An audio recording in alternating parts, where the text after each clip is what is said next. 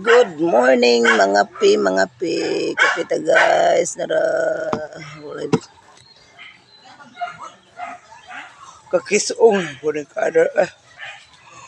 Mga pi.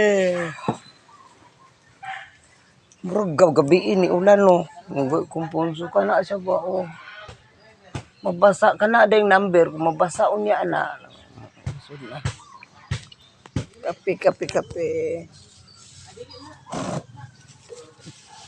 Ana istak at mga pi. Jel. Kadua na nila akong kape. Pwede akong kalipay ng kape eh. Kawa kayo. Mga pitate. Mga pi. Daghan kay ka-stack te. Oh, daghan kay ka-stack sa. Bago na siya abot. Maayo.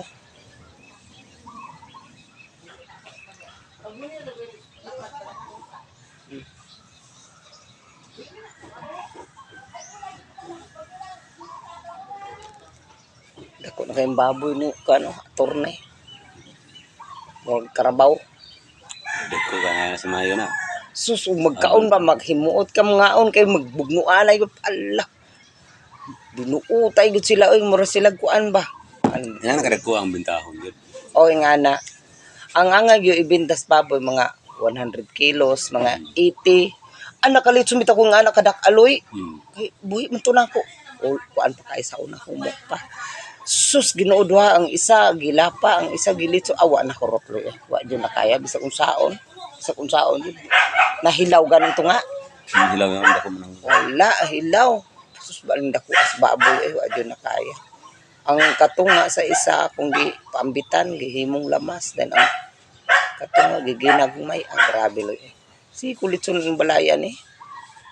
Pag tapon gud namo aning balaya lo kuan sa ihaw kog do ka baboy. Surting baboy. Grabe. Ay, wala pa ning tanggala kana pa among tangkal kana oh nang wa naman. Tangkal man na mo.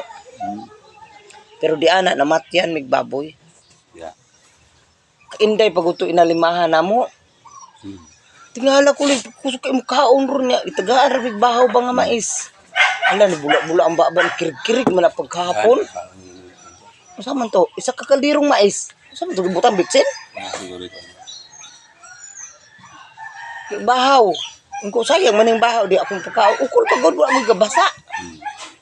Ali.